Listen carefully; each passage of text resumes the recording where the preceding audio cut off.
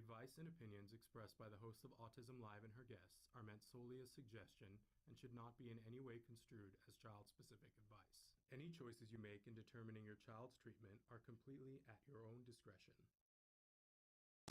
Dr. Doreen Granpeesheh is the Dr. Doreen is an expert in autism. Doreen Granpeesheh. Dr. Granpeesheh. Dr. Doreen Granpeesheh. Dr. Doreen Granpeesheh is a visionary in the field of autism. Now you can ask her questions on Ask Dr. Doreen.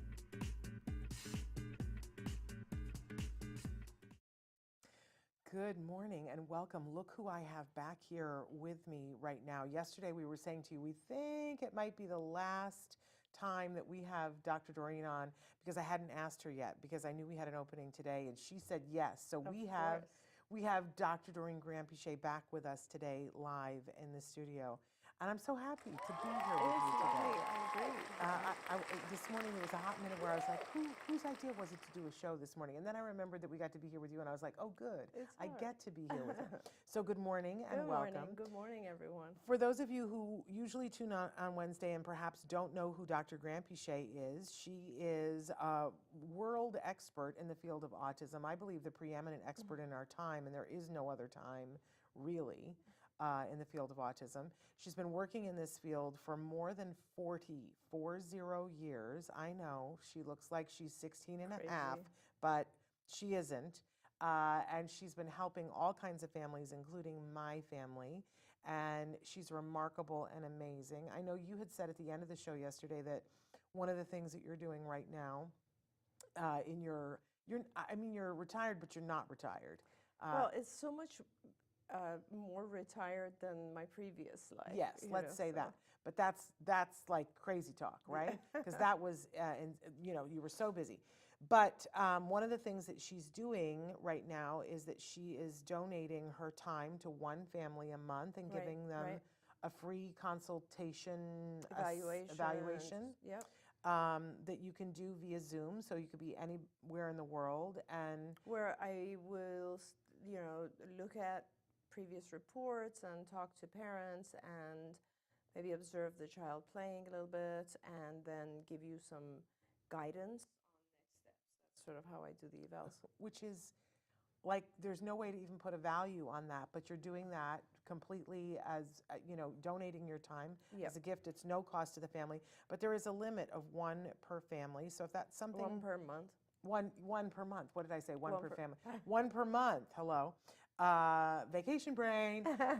One per month. And so the next couple of months are already booked, but you can, she's booking out 2023 right now. If that's something that you're interested in, the best way to go about that is to write to me and I will forward your request to her assistant. You do need to be patient. Because it will take a while to get that scheduled, but you'll be on a list to get that, and patient and persistent, but patient. Yeah. So there's that.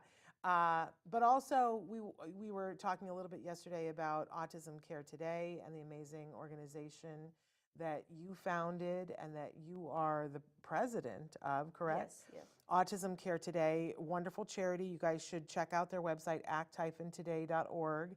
I know they just made some changes. We're working on the website again, yeah. So Yeah. What you should do is eliminate your cash so that it doesn't go to the old website. This is what I was told yesterday. I don't know. But there are places there that you can see amazing things that happen. They are not in an open grant phase right now. And we will try to remember to let you know when there is an open grant phase again so that you can get grants for the things that you need. Yeah, absolutely. And you could always submit a grants application, but it'll go in line, right? Until we open again. There you go. So, we're just really busy trying to give out the grants that we can from the previous event that we had, and also some of the folks who helped us fundraise this year, which was really awesome. I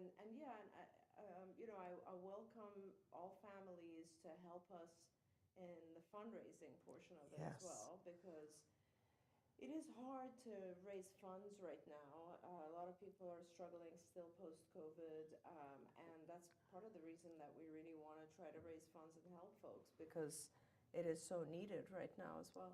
Yeah, and there are a couple of things that you guys can do at home that are really helpful. I don't know if you know this, when we all have an Amazon account now, right? Yes. And on Amazon, there is something called Amazon Smile, and if you Google it, it'll come up, and it allows you to pick any charity that you want, and it gives a portion of the proceeds of the sale that you make with Amazon to that charity. Now, it is a small amount, but it adds up. Oh, it If you are doing a lot of your shopping on Amazon, like a lot of us are, then that adds up over a year. And if you multiply that times all the people who are watching, that's a significant amount of money. That pays for people to be able to get those safety fences that we were talking about yesterday, get help with their copays. I mean, it makes, and there's nothing really that you guys have to do except register, and then every time you buy something at Amazon, it will automatically do it. It does. Once you register, and I did this many years ago, and I'm still, every time you put in Act Today and basically, or Autism Care Today, and then you don't have to log into Amazon Smile ever again. You can just go to your Amazon app or wherever, and it will automatically, I think it's something like 2%. It's a low amount, but it absolutely adds up. I would say at the end of the year, we probably receive somewhere like $10,000 or $15,000 from Amazon, just from people who've made those purchases. And it could be 7 times that if everybody knew to do it. Yeah. People doing that, and every time you purchase, it'll actually tell you you just donated to Act Today. Yeah. So it's really nice, and it'll be very, very helpful. And it costs you nothing. Can we be clear about that? It doesn't add any cost onto your Amazon purchase. It's just Amazon's way of helping. And there are so many ways that you can do that. You can, by the way, you can do a fundraiser for ACT on Facebook. I would tell you, if you know anybody who has a business or is looking right now to make charitable donations before the end of the year, it's a great charity to give to. Right. And you can specify if you have something that you're particularly interested in, like they have different programs. I think you're one of the only places that has a program just for military families, because the need is great with military families. Yes, absolutely. Talk a little bit about that. Well, we used to do, and we still try to help as much as we can. We had a specific branch of our funding that was just Act Today for military families. And specifically, that was because, of course, with the military, it's even harder, if you can imagine, because one or sometimes both parents are deployed, and the child who has autism is growing up with either one parent or with a grandparent or something, at least for a period of time. So that makes it a lot harder. And also, the military families are often moved around, right? So every few years they have to go to another state and so on. And so that makes it just much harder. So we really wanted to try to help as much as we could, and we did, and we continue to do that.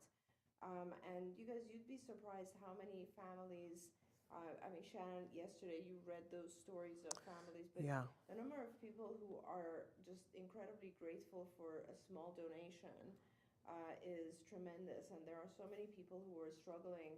We get requests from, single mom, has 2 children on the spectrum, her annual income is something like $19,000. I mean, like really, really struggling. Yeah. And we're very fortunate in this country to have, of course, health insurance, but with co-pays being as high as they are, and just not being able to cover everything, there are a lot of really good things that we are doing to help people, and we love it. And it's a joy for me, so it's kind of a wonderful, wonderful experience for me as well, and I welcome all of you guys. And this is at the end of the year now, and just so you know, if you donate, you basically get a tax credit for the amount that you donate, and usually that's up to 50% of that amount will be deducted from your taxes. So what you don't have to pay. It's a huge. That means you don't have to pay that. So it's a really great benefit. Yeah. And a lot of businesses are looking for it. So if you know somebody, go to act-today.org and you can make a donation. It's a really wonderful thing to do. I want to say that we are live right now on Facebook, YouTube, Twitter. It is Wednesday, December 21st, 2022.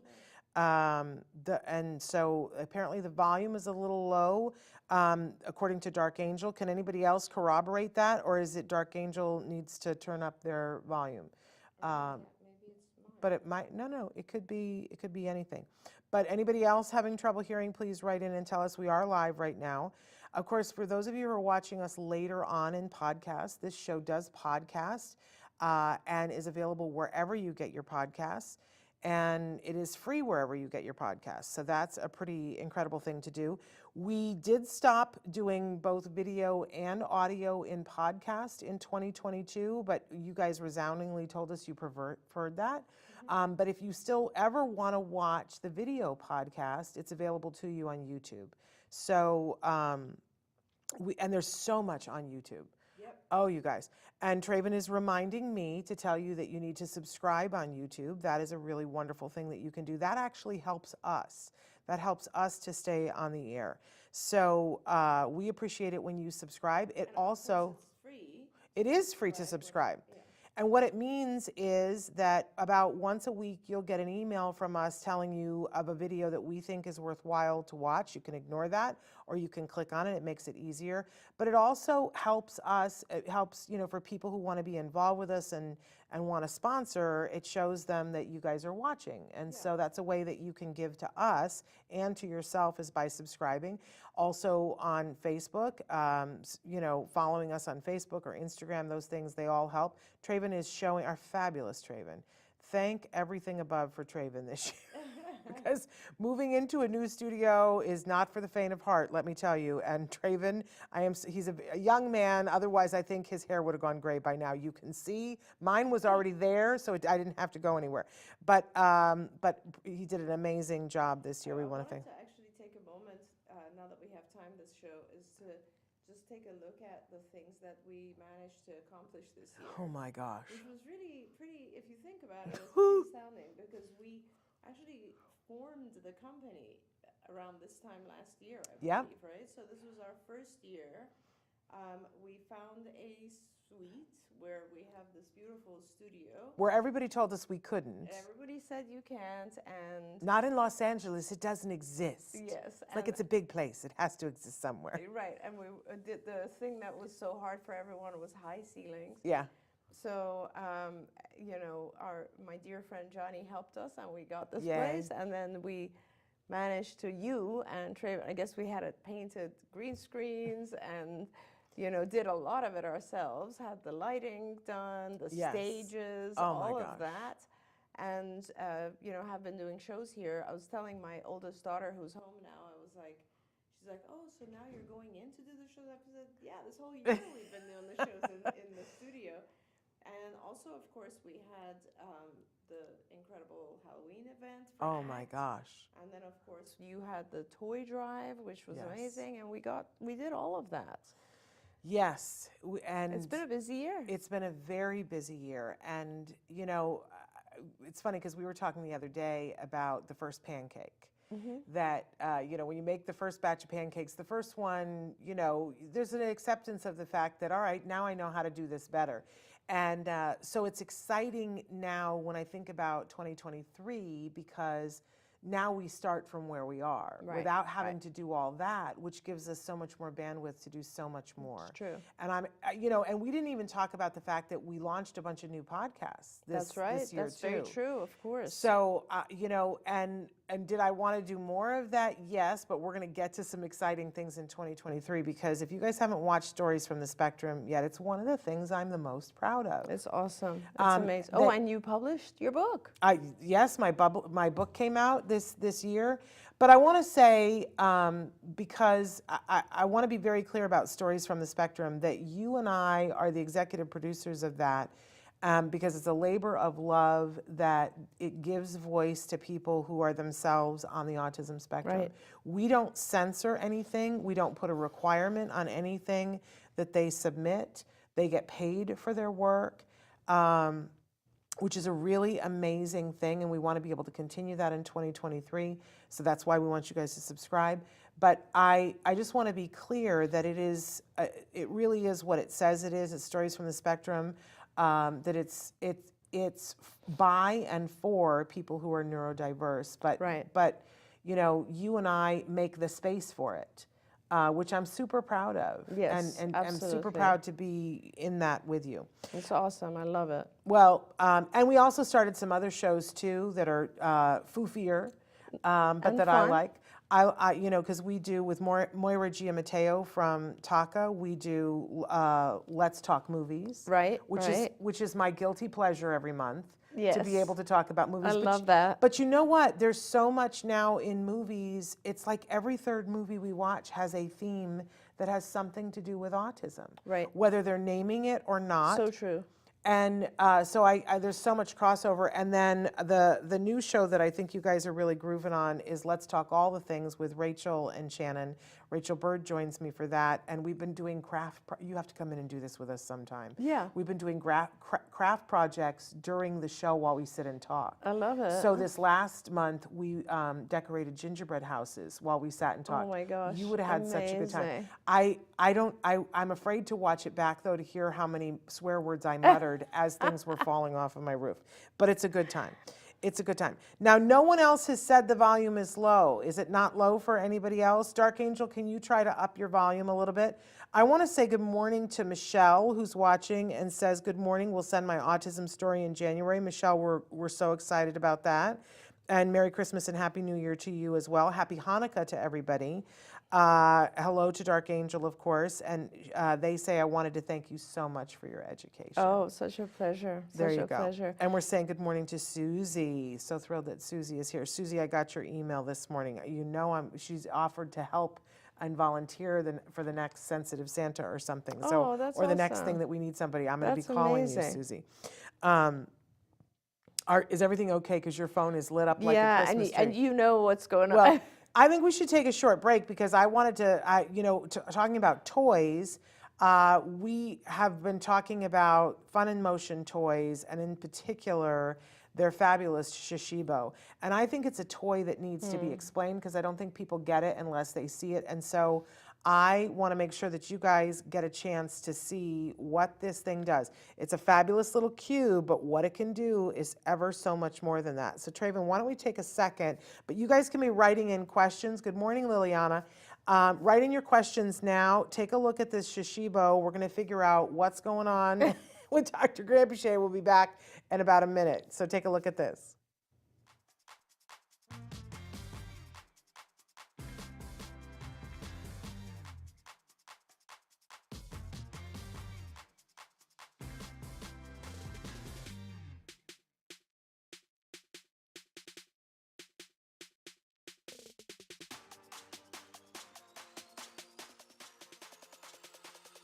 Best-selling brain teaser puzzle on Amazon and Barnes & Noble. And guys, they're a magnetic shape-shifting puzzle. You can create 70 different shapes with these, and they're part brain teaser, part puzzle, part fidget toy. I think one of the advantages of the Shashibo is that it combines the characteristics of some of the most successful toys. It has the stackability and combinability of Lego. It has the magnetic properties of Magnetiles, and at the same time, the transforming problem-solving aspect of a Rubik's Cube.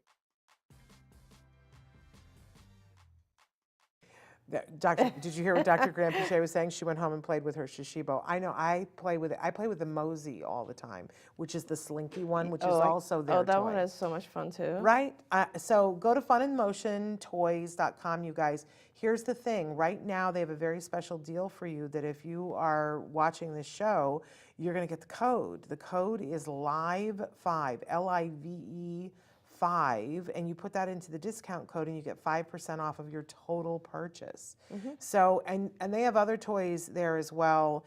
Their particular thing is that they liked flow toys, and we had them on. We did a really fascinating interview with them like a week and a half ago, and they're surfers is what they're, Yes. and so they like to get into that mindset where things flow. All right.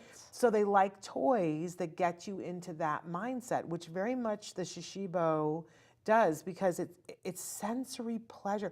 it feels good. Like they're slick. They feel almost like Oh silk, yeah, they are right? very, very yes, very smooth. Yeah. Yes, and their whole thing is that if it goes, it flows, and if it doesn't, that you got to go the other way. Because there's only one way that you can move the thing. It'll resist, and when you feel the resistance, you got to try something else. Right. Which I think is great problem solving. Absolutely, that's and true. it's meditative. It's very meditative, that's for sure. Once you're into it, you're just like just like the Rubik's Cube, right? Yeah. It's like you can't stop. Yes. Okay, you know what I saw on Pinterest this morning? Because I do that. Did you know that there is an algorithm to the Rubik's Cube and there's more than one? Yes. And that once you know it, anybody can get it back to the thing. Correct. How did I not know this all the time? The reason, you knew this. The reason I know this is because Sunny's best friend, Ryan Town, can do the Rubik's Cube in less than a minute.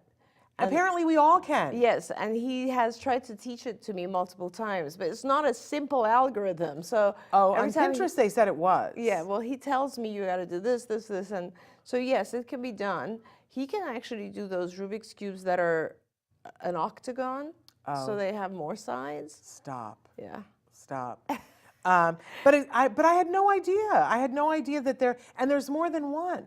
Yeah. There's like 3 different algorithms that you could do the one in the middle and the one on the side, or you could do the one in the middle and on the top. I'm gonna try it now this Christmas. But you only have to do it 6 times and then you're there. Yeah. When I think of I can remember as a child going, this is easy. We just pull the stickers off and reapply them. That was my solution to the problem. Like a bull in a china shop. When we left yesterday, there was a question that somebody had written in that, since we have a minute, I think we should go ahead. But you guys can be writing in questions right now. We're live right now on Facebook, YouTube, Twitter, and a bunch of other places. Go ahead, write your questions in. This is a great opportunity. But we had someone writing in from Korea yesterday. They really wanted your opinion on PE therapy. Now, I'm assuming that PE translates the same and that they were talking about physical education, but I'm wondering if that's more what we refer to as OT here in the States. Could be, yeah, that's a good point. I'm not sure. And, of course, it's interesting. My opinion about occupational therapy in general has changed over the course of the years, and I think that's partially because the field of OT has developed quite a bit. We now have sort of the sensory integration aspect of occupational therapy.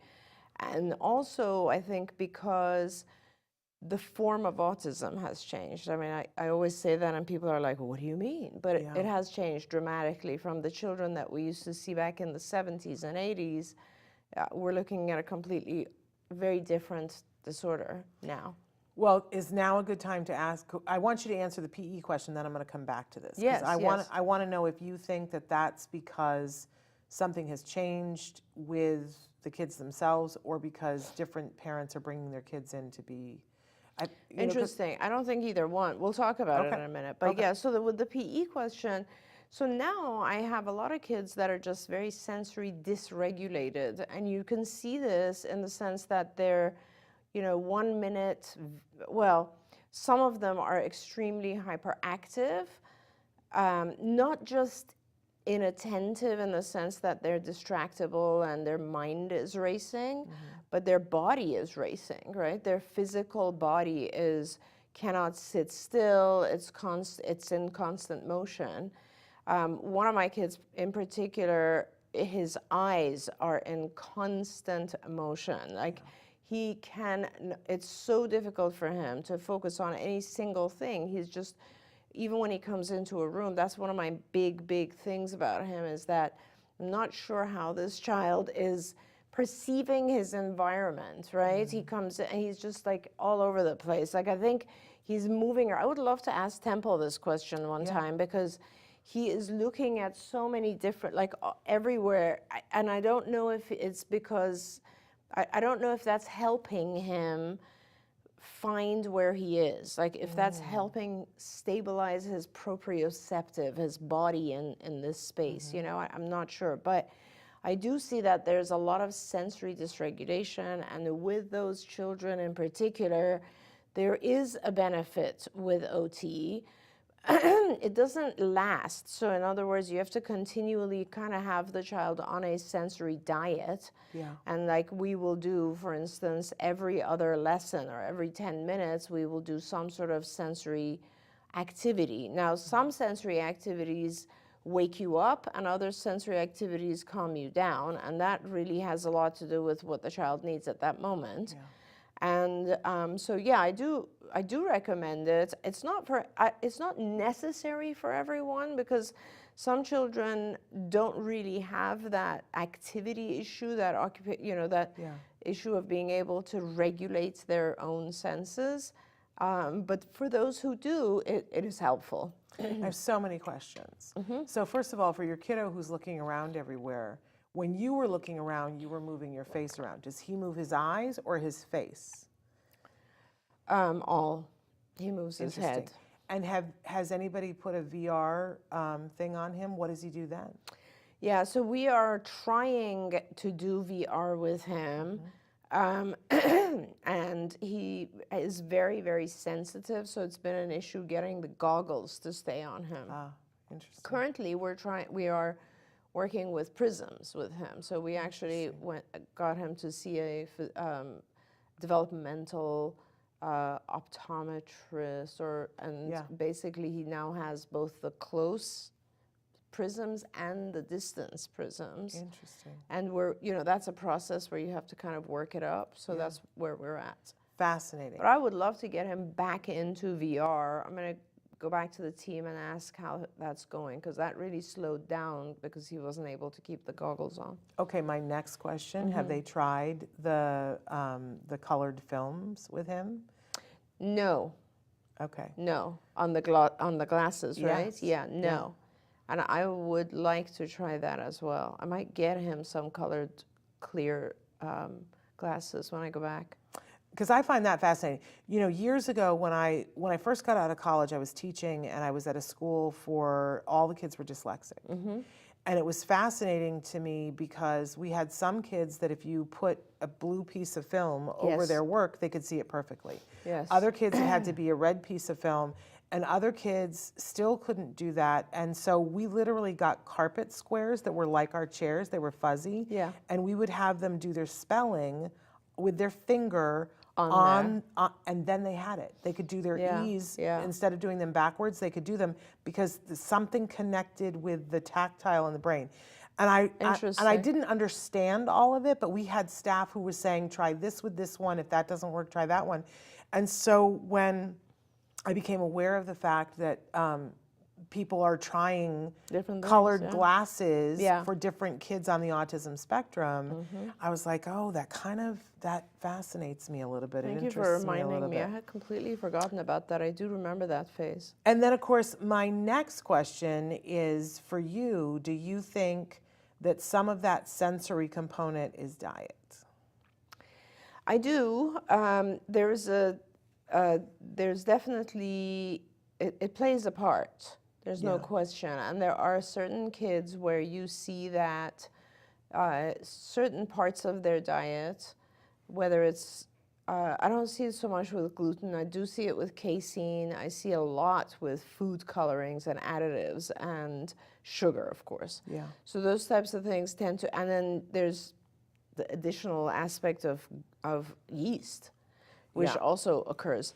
Now, with this particular child, I could have sworn, and I still feel very strongly, that he has yeast component going on. But we did have some testing done.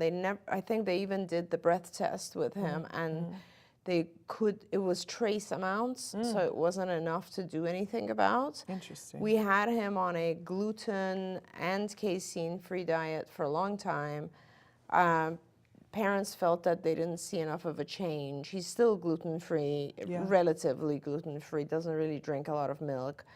And with him, the hyperactivity is such a significant part of him that I feel it is more kind of brain chemical. Yeah. And he is actually on medication for hyperactivity. We're trying to gradually increase that as we take him off Risperdal, because he had been placed on Risperdal many years ago and was on it for a long time, and This is not a child who needs to be on Risperdal, and we are, Risperdal can be dangerous, so we're very slowly weaning him off.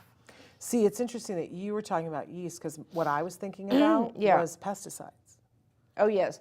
Okay, so pesticides, of course, but, that's one of those things where I'm less concerned because he lives in a country where that is less of an issue. Got it. Well, that's a wonderful thing.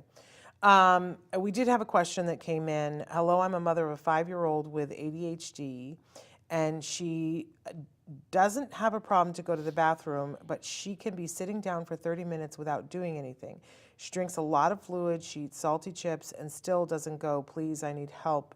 This is frustrating for me. Yeah. So, I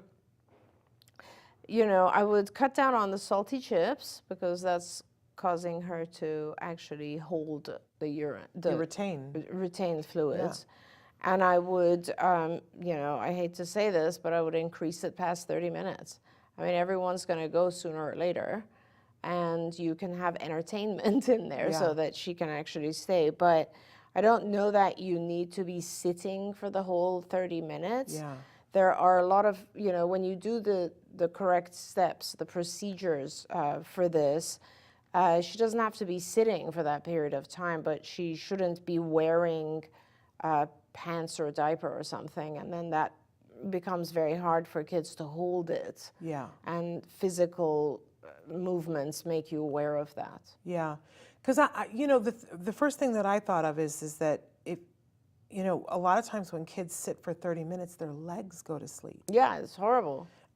So I love the idea of, that we put them on for a couple of minutes, take them off for a couple of minutes, put them on for a couple of minutes, but we don't bother redressing them. I mean, actually, the procedure is put them on for 15 and take them off for however long, but the issue is that, when you're not wearing anything, and if she's a little girl, 5, and you're doing this in the privacy of your own home, it is okay for her to be running around without underwear on, and it becomes very hard, actually, for the child who is running around to hold it that long, and you can pretty much tell. Yeah.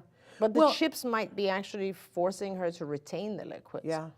And, for modesty's sake, what a lot of people do is get like a long T-shirt, maybe a Big Brother's T-shirt or one of Mom's T-shirts, and you put it on. So it's like a dress. Right. And it's funny because I'm going to get in trouble for saying this, but there was a family discussion recently with one member of my family who is not necessarily loving how another member of the family is potty training because they're doing exactly this. And they were like, I've trained a lot of kids and da-da-da-da. And I said, well, actually, the experts kind of say that that's kind of the way to do it. Right. And she was like, well, but then you have pee everywhere. And I was like, no, you don't. Yeah. Because when they start to pee, you run with them to the bathroom, stick them on the potty so that they're, and maybe you have a small trail of pee. Right. But if you're paying attention, the minute the pee starts to come, you, and go to the toilet and stick them on the toilet before they're done. So you catch a little bit of it in the thing. Exactly. But they were like, you're going to have pee on everything. And I was like, no. I mean, and Shannon, like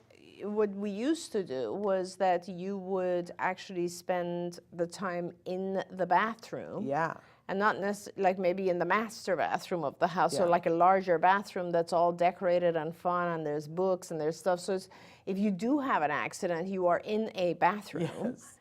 I love how you said bathroom like it was palatial. I know. And all I could think about was the bathroom where we potty trained Jem, which was this, and it was the master bathroom, but it was teeny tiny, where you couldn't fit him, myself, and a behavior technician in there and have us all turn around. Like we couldn't, but it was still fun, and we made it work, and we managed it. The first child I ever potty trained, which was, 100 years ago, was in a RV. Right, there you go. If you can believe it. That's where they lived. Yeah. That's where I potty trained him. Yes, absolutely, because it can happen, it will happen. Definitely.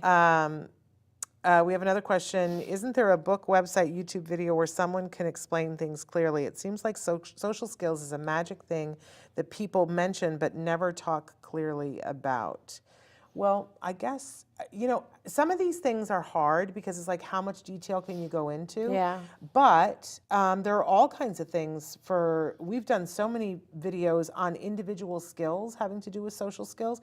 Like, what is like social skills is so big. Yeah. I would want to know, what is it first that you want to start with, or ask you, depending on the age of the child, there's got to be like a thing that you start with, and then there's probably a video that we've done to explain how to teach that social skill, and then you build on from that. So I look at social skills just like any other skill that needs to be taught, and it really is, I completely understand though what this parent is saying, because there are so many different factors, variables that come into play also with social skills, with anything. It like, I will be looking at a completely different set of social skills if it's one type of child versus another type. So it's not just the age. Yeah. The age matters because they're different. You know, you have a completely different set of social skills at age 3 than you do at age 7, right? And then it also has to do with the functioning level of the child, because you might have a child who is, like I said, very inattentive and not even aware of others in the room, much less wanting to take turns and play with them. Or you might have a child who is extremely interested in the others, just doesn't know how to. You might have a nonverbal child or is just significantly delayed in language. So it's going to be very different, right? And like anything else, I think the best advice for parents is to list what you actually, let me take that back, because I think it's hard for parents to list the things that they feel are behind. It's hard because you don't have a comparison.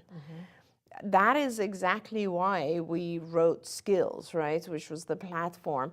Here's what you should do. You should look online, this is the easiest way to go, and look at developmental tests like the Brigance. This is BRIGANCE, very easy to do this. And that test lists by every 6 months the type of skills that should be developing. Now, you look at your child, and let's say your child is 4 years old, that's 48 months. So you go back and you look at, okay, what was the child at 6 months of age supposed to be doing? Is my child doing all of those? Check, check, check, check. Now I'm going to look at the 1-year-old, check, check, check, 2-year-old, and so on. And whatever is lacking, whether it's social, adaptive, I don't know, language, motor, you name it, those are the things that you want to focus on teaching. So now you know that, let's say you have to teach, your child is not conversing with other children. Let's start there. Let's say that is the milestone that you're trying to go towards. This is where it becomes really important now to go to a autism curriculum like Skills, or there's Rethink, and these curricula will kind of help you understand all the different steps that go to that larger milestone. So talking with other children, for example, involves a lot of prerequisites. It involves, first of all, being able to talk about things. That in itself is a big skill, because some of our kids can talk, but they can express their needs, or they can describe an object that's in front of them, but they don't know how to talk about things that are not necessarily present. So that's a task. That's a series of lessons that get to this particular lesson, which is Tell Me About, right?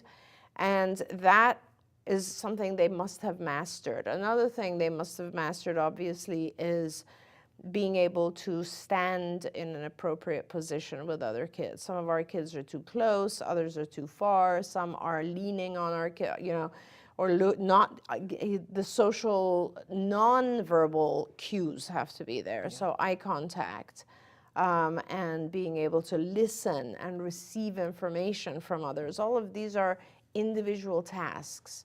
And then, of course, being able to do that, let's say, in a group, which is a big deal. It's completely different than being able to listen to one other person.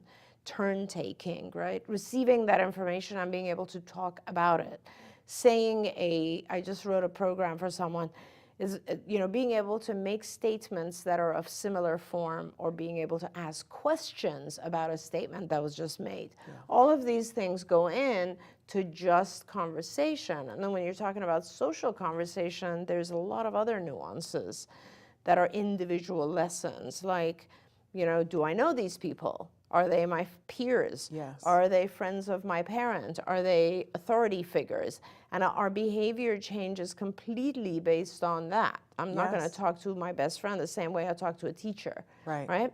So that has to come in. The context, the location. So am I in a classroom where I'm not even supposed to be talking, or in a library where I have to keep my voice down, or in a noisy place where I have to yell a little bit, or, you know, all of these types of things come in. And so I think it's really important. I completely agree. It is hard.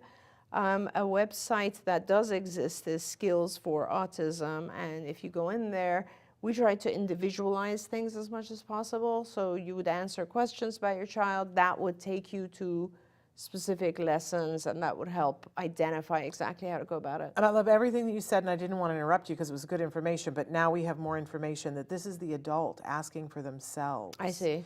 And they're saying, I want a secret to know how to get behind different paywalls. I just desperately want to learn how I can make a connection with someone. Yes, absolutely. And to some extent, the same stuff is true that I just said. You kind of have to start by making a list of the things that are hard, right? For you, perhaps. Like I have a hard time, like start practicing these things. Can you listen to someone and then go back to a quiet place and write out what they said? Yeah. By listening, are you hearing them? And if you're able to write it out, can you then ask questions about those things? This is the beginning of like exchange of communication. Yeah. The biggest thing that I find our adults tell me, and by the way, if you can't yourself figure out what the areas of difficulty are, ask people. They will tell, ask them, what is it that you see I'm having a hard time doing in our conversations, and they can help you as well. But the biggest thing I'll tell you that I hear from adults is the difficulty they experience is with being able to take the perspective of someone else. And in conversation and in interaction, any kind of social interaction, neurotypical people tend to do that a lot. So they take each other's perspective, and they use a lot of tools to take each other's perspective. For instance, they look at body language. Like right now that I'm talking, you can see Shannon is nodding her head. So that means she agrees with me, which then encourages me to keep going.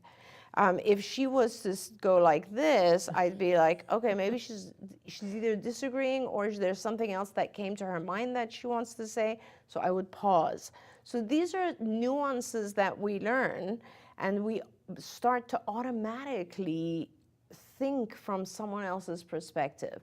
If you can do more of that, I promise you it will help you connect with other people. So when something happens, try to think, this is how I feel about it. I wonder how this person feels about it, and come up with an idea, and then ask them. Like, we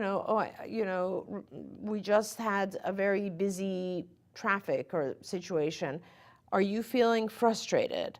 How are you feeling about it? Start asking people, learn about their feelings in different scenarios. And that will really start to help you understand, to see the world from their perspective. Once you're able to do that, it helps with connection, with communication, and so on. Now, there are, in my mind, Shannon, not enough places for adults to practice this type of thing. There's just not enough services for adults. Sometimes it helps if you can find other individuals who are also on the spectrum, and you will find that you're more forgiving towards each other and can bond and produce connections. And when there are two of you, you both become kind of stronger and braver in regards to approaching social situations. That helps. Community events or getting engaged in activities that you like will always help, whether it's anything, robotics to sewing to carpentry to painting, coloring, whatever it might be that interests you. Those types of situations will help promote social behavior. There are a lot of organizations too. Sometimes now they're forming at work. that they will have a group, a diversity group that includes a Yes. lot of people on the spectrum. That's something you can look at if you're employed. There are everything from, at the Ed Asner Center, they do something called Movie Chat. Yes. That is led by other individuals who are on the spectrum. There's a movie picked every week, and at the beginning of the movie chat, they start discussing the movie, but then it evolves into just having discussions, and it's online, and it's free so that you can do that. There are coaches now who are social skills coaches. Some of them are clinical psychologists who help people with these kinds of things, but there are also a growing number of adults on the spectrum who have figured some stuff out. Yes. Who, and I can tell you, Daniel Wexler, amazing, Dr. Carrie Magro, Jennifer O'Toole. These are all adults that are on the spectrum that do this kind of work with people. But there are also really good professionals. I mean, you're not available for this kind of thing, but someone with your types of degrees has been very helpful to people. Yes, definitely. Because what you do is you go in and say, here's what happened, and then you have the person translate for That's you right. and workshop what you could do in the next time. That's right. And kind of, we were talking about the other day about the drop-down menus that you guys used to give me, that if this happens, here are my choices of what I can do. And years ago, we have a friend that I used to say, when are you going to write down? Because she used to just make drop-down menus for people that if you run into your ex at the store and they're with their new boyfriend, here are some things that you can say. Yes. And give lists to people. And I was like, why isn't that in a book? Yeah. You need to put that in a book. So, and I think there are more and more books like that coming out there, but the help is there. There's even an organization for women on the spectrum. There's a couple of them actually. One that's professional women. They get together in New York City, and then there's another one that's more nationwide that I think it's called Geek Girls. Nice.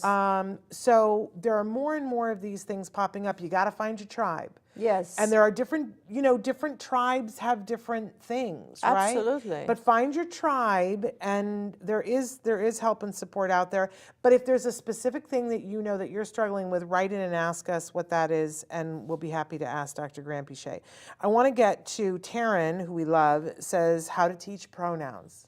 This is one of my favorite questions. Well, and it depends, Taryn, if you're asking about personal pronouns or possessive pronouns, because they're two different lessons. So if you're trying to have the child say I, you, he, she, those are personal pronouns, we, they, all that. Or if you're looking at my, yours, his, hers, that's possessive. And there are different ways to do that, but generally, to give you guidance on that, what we would do is we would pair the name of the person with the pronoun in the sentence. It's a very interesting thing. This was one of the very first lessons that we ever did, and it works. And then you fade out the name. So in other words, it would be like, touch my nose, and that would be very confusing for the child because they touch their own nose, thinking that my always refers, but then you would say, touch my Doreen's nose, and that's easy, and then you gradually fade out Doreen, and you say, touch my Doreen's nose, and then that way, gradually, the child learns whenever they hear touch my, it is someone else's, but when they want to express their own, it's theirs. So across the pronouns, it's always a matter of pairing the name with the pronoun and then gradually fading volume on the name. Yeah. It's a little bit, and then when you do it with like visuals, you can also do, with words, and then you fade out the word. It seems so difficult. And yet, what you're describing absolutely works, and it takes different amounts of time for different people, so you got to be patient with it. But it's like a magic trick. And then eventually they get it, and then they have it forever, and you can't take it away from them. Right. But the confusing, his and her are easier, but the confusing part is when you're dealing with my and your, because it reverses if it's reverse or if it's receptive or expressive. Yes, and it can be overwhelming, but follow what she said, it works. Somebody wrote and said, I want to try giving my son Methyl B12. Do we need a prescription for it? Is blood work necessary? Yeah, I'm not sure that every physician would do blood work, but yes, you do need to see a physician. Methyl B12 is usually, you can give, various forms of methyl B12 in tablet form, but it's not the same. What's done for autism is shots, injections that you will learn to give, but you should be doing that with a functional medicine physician. The MedMaps doctors are good with this, but in general, a lot of functional medicine physicians will know how to do this. If you go to your run-of-the-mill pediatrician and you talk about this, they may do blood work to see if your child is low in B12, and then they may even, I mean, I'm having this argument with my personal doctor right now because we discovered that I'm, at her words, catastrophically low in B12. Yes. So she wanted to prescribe B12 and she wanted to give me infusions of B12, but she does not agree with me that it should be methyl B12. Exactly. I was going to say it's a very different thing. It's a very different thing. And so she and I disagree on that. And so I am taking methyl B tablets and that's working for me. Yes. I'm sure that it would be quicker if I did injections of methyl B12, Right. but you can't just go to your regular physician or pediatrician for that Right. matter. It's one of those things. Do you remember back when you would say the word probiotic and doctors would be like, oh, Yeah. you're a Fruit Loop and Yeah. you're talking to me about Yeah. probiotics. Yeah. And they would have nothing to do with it. And you would say, well, I think maybe he needs a probiotic. And they would just roll their eyes into the back of their head. And now it's like everything. That's right. Right? Yeah. And so I think we're going to get there with methyl B12, but we're not. Right. So just know that if they're prescribing B12, it's not going to do what we talk about methyl B12 doing. Right. I don't pretend to know why, But but well, methyl B12 has to do with methylation, so it's a very different process in your body. And yeah, you should definitely be talking to a physician to do that under prescription. and so that does take, as you said, a functional medicine person or one of the MedMaps doctors, and they are expensive to meet with. That's But true. you know, And many of them don't accept insurance, so you'll have to pay and then yes. try to get it reimbursed from your insurance. Yes, although I was told 10 years ago that if there's a list of medicines when you go to your insurance and that they don't cover, and if you say, I would like you to cover this, that it goes on a list. And if enough people request it, then eventually, and I remember 12 years ago asking for methyl B12 to be included. So I think everybody should probably request it, and then maybe someday we'll get there. But I think, having gone through the process with what would now be, back then they called them a different name, but now they're MedMaps. But with, Yes. Usually they want you to do a bunch of testing, and it's not Yeah. testing that you can do through your regular, they want it to go to a specific lab. But this like Great is Plains. one of the things that we fund through ACT There you go. as labs. Yeah, we There you do, go. definitely. And if you have, a doctor who wants to do testing and your insurance won't cover it, or they don't take insurance or so, please try to get a grant from us through ACT. Yeah. But in the meantime, I mean, there are, as you said, other ways I'm taking methyl B12 sublingually that I put a tablet underneath my tongue. A good friend of yours has lollipops That's right. that there's methyl B12 in, because it's hard to give a tablet to your child and say, Very. hold that underneath your Right, tongue. right. But when they suck on a lollipop, it gives it a little bit more time. And it's not going to have the same bang Right. as getting the shot. We all know and accept that, but it is a way that you can move the dial a little. I'm watching it in my blood work, move the dial. That's great. That's great. So, and maybe we should take just a minute to talk about, what is good about methyl B12. What have you seen it do for some kids? Okay, so first of all, parents are always worried when it says shots, but these are tiny, tiny needles, and sometimes, parents will even give the shot to their child when the child's asleep, which Yeah. I think is incredible. And it's usually 2 or 3 times a week, so it does repeat itself. When your methylation increases, you are increasing the ability to detoxify. And you are now also getting a lot more energy because of that. So your child will generally feel better, their brain will be clearer, I guess. That's probably the number one thing that you see with methyl B12. Because they're young children, you don't see the change in energy so much, but you do see the clarity, I guess. And of course, we all want our kids to have less toxins. So, Yes. yeah. And for us, one of the reasons why we did it was that all the parents were talking about that their kids could access language easier. Which it's all part of the clarity, you know, like your Yeah. brain is clearer. So it's very nice. And the story that I always tell, because I drug my feet, you know, Lisa Ackerman bugged me for years and said, when are you going to do methyl B12 with this child? And Yeah. I just, oh Yeah. man, I just, Yeah. and then finally we started doing it. And, you know, before we did it, Jem was talking, but I couldn't understand. He would bring something up, like the day that we got in Yeah. the car, and I said, "How was school today?"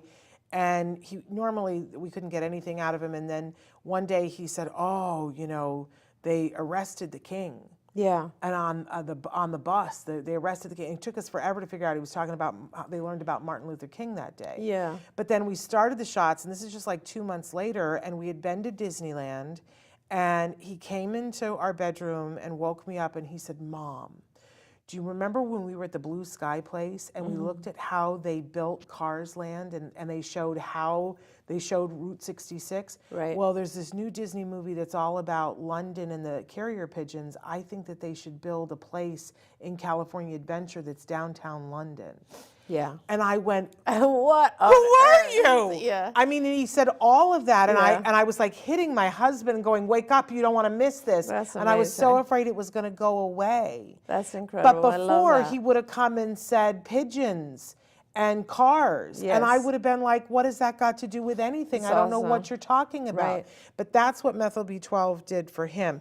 And we did it for a couple of years, and then we stopped. He asked for it. Mm-hmm. And then he asked us. He said, "Can I get those shots again?" They Yep. helped me. Yeah. So absolutely amazing. Can I address a message that just came in? I mean, you can. Oh, I definitely want to. Okay. So there's a family is writing in, Jen, and saying CARD is a scam company. Please do your research and look up employee and parent reviews and many lawsuits against the company. Doreen Granpeesheh uses your children as cash cows. And then later she wrote in and said CARD abandoned all of their Oregon buildings due to unethical practices. You should be ashamed of yourself, Doreen. And I want to bring it up because I want our viewers to know I have absolutely nothing to do with CARD. I want you to know that I founded CARD. I sold CARD almost 5 years ago. So, and I actually am not on their board. I am not their CEO. I have absolutely nothing to do.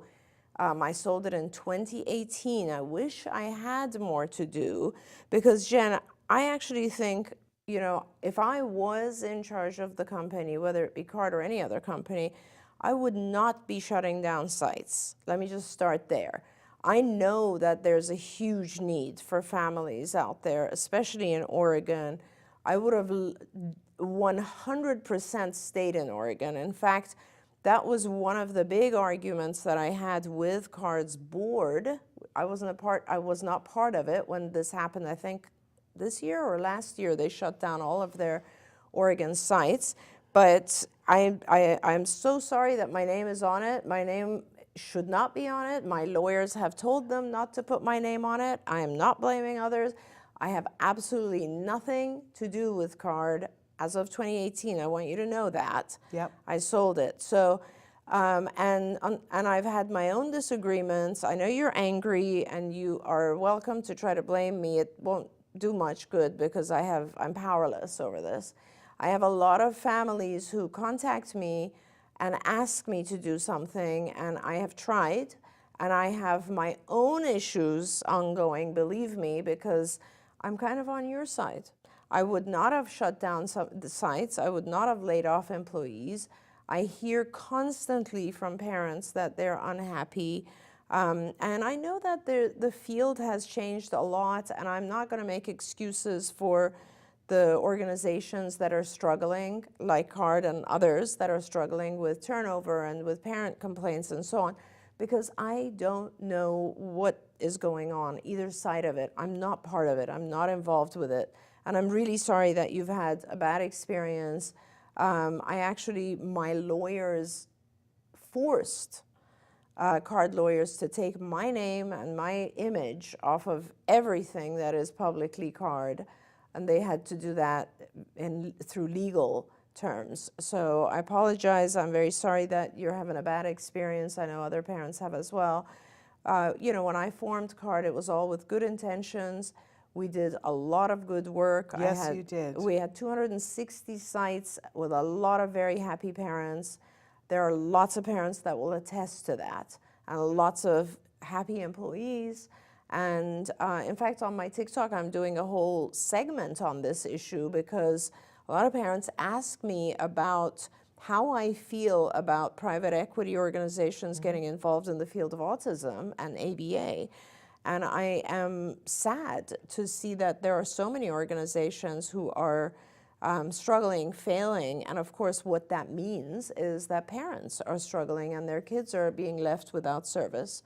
So it's very, very upsetting and sad, and I wish that I could do something about it. In fact, despite the fact that I'm retired now, I would start up all over again, but I have a ironclad non-compete with CARD since I retired, so I cannot even provide direct services myself. So I'm really sorry about your experience, and I hope that it is resolved. There we go.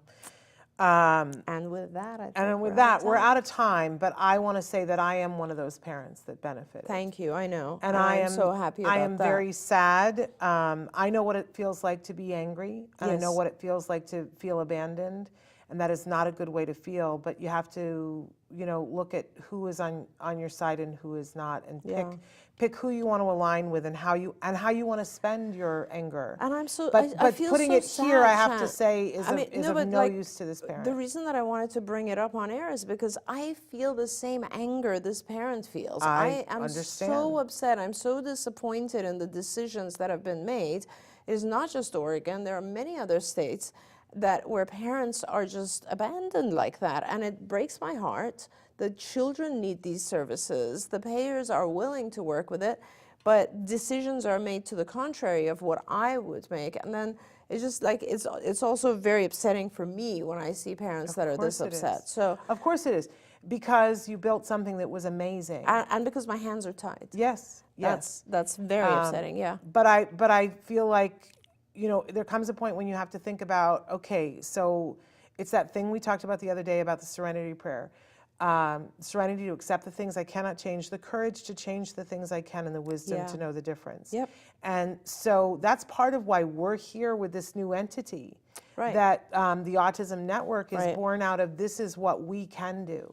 Right. And we want to be of help and use to families in the way that we can. Correct. Because Jen, that's possible. And also, that is why I'm working hard to write books, which will hopefully be able to disseminate some of the information and knowledge that I have from having been the founder and CEO of CARD for that many years. So all of that is stuff that I'm trying to do to help families. I wish I had the means to kind of reinstate services and help everyone, but I just don't. Yeah, absolutely. But, you know, God bless your journey. Yes. And hopefully you will find help for you and your family there that you can count on. That is what I wish for you in this new year. This is our last live show, and we need to close it out of the year 2022. We do have a show tomorrow, Let's Talk Movies with Moira and Shannon, where I don't think you're going to want to miss it, especially there's a moment that you won't want to miss because we pre-taped. We are the Autism Mom, Siskel and Ebert is what people are calling us, and it's hilarious when we don't agree on a movie, and there's a big movie we don't agree on. Just say that. But then we have some pretty amazing programming for you we're going to play the best of the best, rerun some great shows over the next couple of weeks, and then we're going to be back here live in the second week in January, and with some big announcements and some big guests and some big incredible things to try and help you guys, because you know we're always looking to give you information and inspiration to do whatever it is that you have to do. I don't want to leave this year without saying thank you to you for everything that you have done. Honestly, thank you to you, Shannon, and to Traven. It's been such a joyful period. But for all the things and all Thank the you, years Shan. and all Thank the you. families that you have helped and continue to help. Thank you from the very bottom Thank of my you so heart. much. It makes me so emotional. I want to thank all of you for riding with us through this ride, this really interesting year, and tell you that you're all amazing, and I'm so glad to be a part of your tribe. We're going to come back in 2023 and do more and bigger things. Si se puede, right? We hold hands, we get through it together. Happy New Year to everyone. Yes, a new year, new start, new things to tackle. All right. Until then, give your kiddos a hug from me and one for you too. Bye-bye. Bye, everyone. Don't forget, you can watch Ask Dr. Doreen live every Tuesday morning at 10 a.m. Pacific time. We hope to see you there.